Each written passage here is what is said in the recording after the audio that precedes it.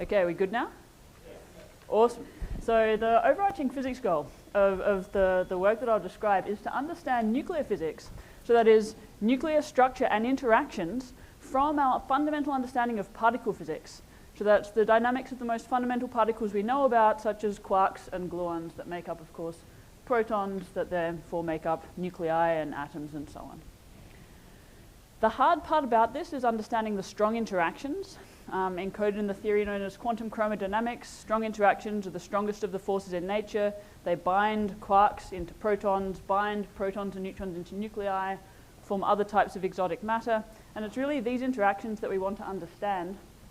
And this is important in particle and nuclear physics for a whole range of reasons, and not least because we want to understand physics beyond what we understand. We want to understand physics beyond the standard model, and the experiments we do to do that typically use nuclei as targets. You want to see dark matter. You build a detector underground with nuclei in it, because that's what we can assemble en masse to use as a detector and wait for dark matter to hit. You want to understand the properties of fundamental particles called neutrinos. Again, nuclei are used as targets, so we have to understand the standard model physics of nuclei to be able to find physics beyond the standard model and beyond what we understand. This is extremely challenging, and particularly because the only known way to study the interactions of QCD, quantum chromodynamics, the theory of the strong interactions at these sorts of energy scales, is numerical, because it's a non-perturbative theory. So essentially what we do is discretize the theory onto a four-dimensional space-time grid. We've seen grids before, and again here, coarse grids, fine grids, and moving between them are some of the key challenges.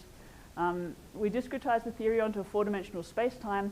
Essentially we have a description, a snapshot of space-time in something like 10 to the 12 variables, and we need to integrate over those 10 to the 12 variables, and this is our numerical challenge.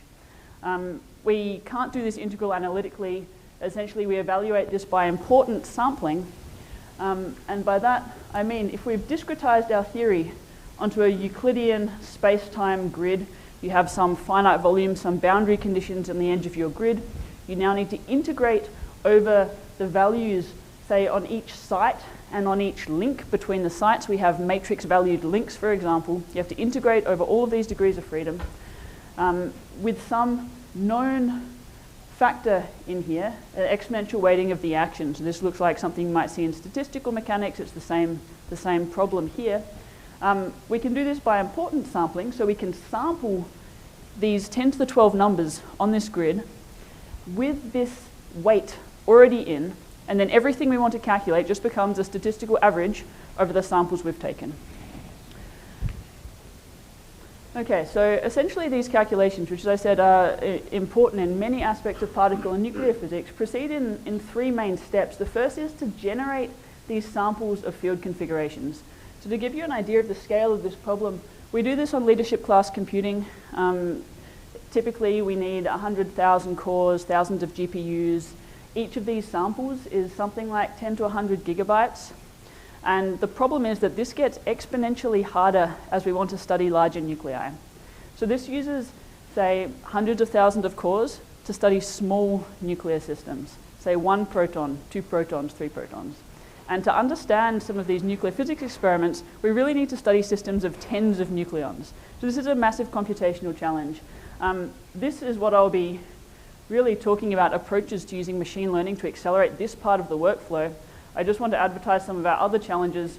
We then have to do large sparse matrix inversions. So these are matrices which are hundreds or thousands of gigabytes per sparse matrix that we need to invert. Anyone got great ideas for large sparse matrix inversion? I would love to hear them. We then need to do contractions. This is exactly what they sound like, tensor contractions. Again, massive data sizes. Would love to hear ideas. So generating these field configurations. Essentially the problem is we have each configuration, something like 10 to the 12 variables. We need to generate samples according to a known analytically calculable probability distribution. So this configuration here is represented by links on each link of this lattice. These are SU3 matrices. That's complex matrices with unit determinant. So we have something like 10 to the 12 double precision numbers and an analytically tractable probability distribution that we need to sample these according to. How this is classically done is using hybrid Monte Carlo, also known as Hamiltonian Monte Carlo.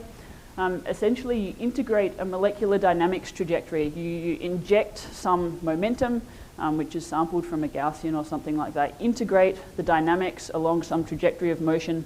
And the problem is that the numerical integrators are not exact, so you lose precision as you integrate along your trajectory. You have to stop at some short trajectory length to have high acceptance. You can then do a metropolis accept reject step. So the problem is this short integration length of your trajectories that limits the usefulness of, which is currently the state of the art, is to use this hybrid Monte Carlo or Hamiltonian Monte Carlo. Because of these short trajectory lengths, essentially this is a close to local method.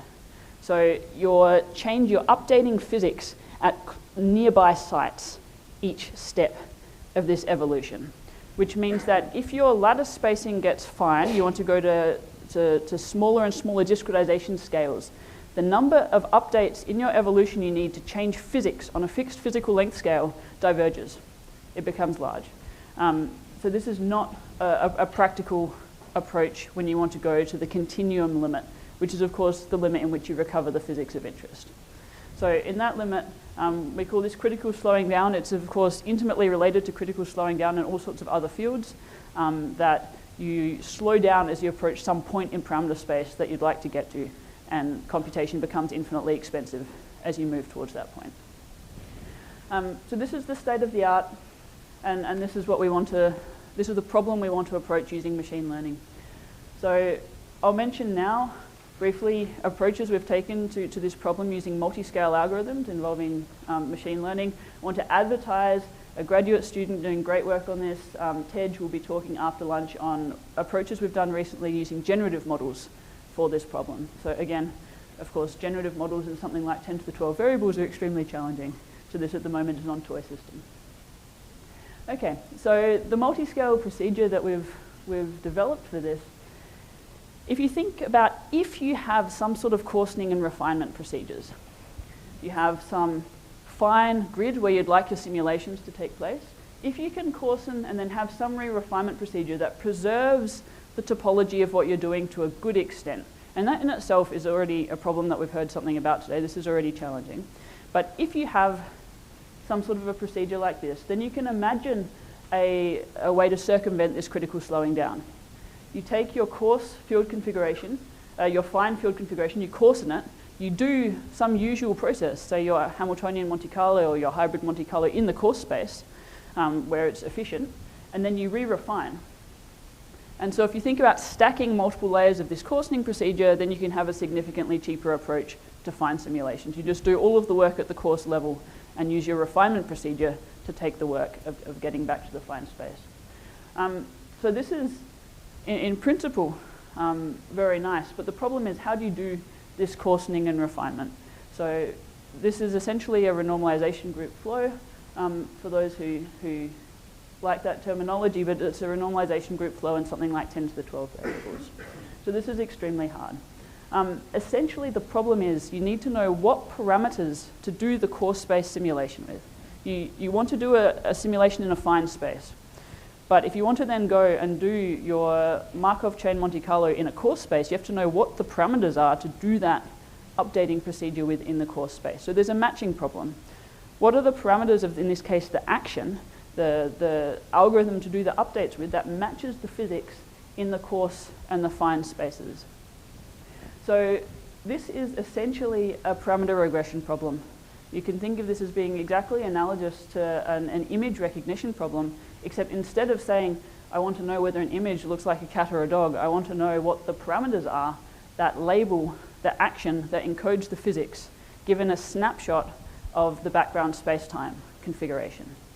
So I have images in a very large number of variables, and what I want is just the few parameters that describe the physics on that configuration. So you could think about other ways of trying to answer this question, such as calculate a whole bunch of physics observables on the configurations and then try to match those. But that involves having actually done a fine space calculation to match the physics between the simulations. So that's intractable. What this lets you do is coarsen configurations, train in the coarse space on, for example, a neural network, and answer this regression problem. Okay, so the advantages are the parameter matching can be done all in the course space. You never actually have to do anything in the state-of-the-art space. You can do all of the work in the course space. It doesn't have to be exact. So this is, of course, where we're trying to study a theory, quantum chromodynamics, a theory of the strong interaction that has well-defined equations and we know its dynamics. We don't want any approximations to creep in here. The wonderful thing about this is that the regression does not have to be exact. It just has to be close enough to speed up your algorithm. Because what you then do is do some updates with the true fine action in the fine space, your usual Monte Carlo updates. But as long as you've landed close enough in that space that you can quickly return to the correct dynamical space, you can accelerate your calculation without ever having to need any guarantees on whether or not your neural network did a good job. If it did a bad job, your algorithm's just slow. If it did a good job, you can have significant acceleration. Okay, so to give you an idea of this space that we're trying to do a regression exercise on, we used a fairly small configuration. We have something like 10 to the 9 numbers describing each image in this space, and we have maybe 1,000 samples. So this is really an inverted data hierarchy, right? Normally you have fewer degrees of freedom per sample than numbers of samples for training. We have the opposite, which is of course very challenging. Some other features are that it's really the ensemble of images that has meaning. It's long distance correlations that are the key features, not short distance features. So unlike an image where something like a nose or an eye is an identifiable feature, for us it's the long distance correlations that encode physics. So it's not really a convolutional structure. But then we have symmetries, which are what save us from this massively inverted data hierarchy, which are important to really bring into our simulation. So firstly, we have rotation and translation invariance with some periodic boundary conditions in 4 dimensions. Configurations that have been translated encode the same physics. But more importantly, we have what are known as gauge transformations. So every link of our lattice is represented by a matrix. Physics, if you left and right multiply on each link by different SU3 matrices living in this space, so again 3 by 3 matrices, unit determinant, you again have a massive symmetry group under which transformation the physics still does not change. So encoding these sorts of symmetries into our neural network was the key challenge here, because this is the only way to overcome this massively inverted data hierarchy where you just have so many more degrees of freedom per sample than the number of training samples you can possibly have, is you need to build in these symmetries. So to give you an idea, just briefly this works. For example, here we have a 2-parameter physics action, some parameter related to the lattice spacing and some parameter related, in this case, to the masses of the fundamental particles in the simulation.